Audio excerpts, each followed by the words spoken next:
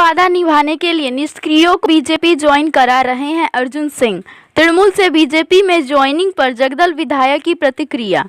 जगदल विधानसभा क्षेत्र निवासी तृणमूल कांग्रेस की 60 महिलाएं एवं 40 पुरुषों को बीजेपी प्रार्थी अर्जुन सिंह ने अपनी पार्टी ज्वाइन कराया।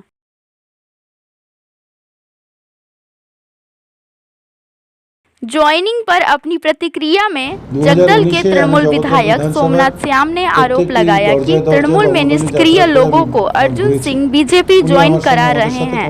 दरअसल वे शुभेंदु अधिकारी से वादा किए हैं कि सैकड़ों लोगों को बीजेपी ज्वाइन कराएंगे।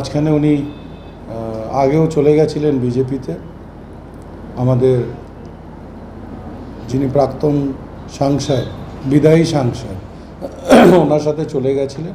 আবার সময় বুঝে উনি আমাদের হাত ধরে এসেছিলেন ব্যাক। উনি তারপর থেকে একদম 100% ইনঅ্যাক্টিভ হয়ে গেছিলেন, শুধুমাত্র নিজের সদস্যপদটা রাখার জন্য উনি ছিলেন, কিন্তু তারপরে উনি পুরোপুরিভাবে অফ হয়ে গেছিলেন। আমরা অনেকবার ডেকেছি, আসেনি। এছাড়া বাকি যাদের নাম বলছেন এরা কেউ 2019 থেকে তৃণমূল কংগ্রেসের কোনো রকম কোনো যাত্রাতে ছিল না।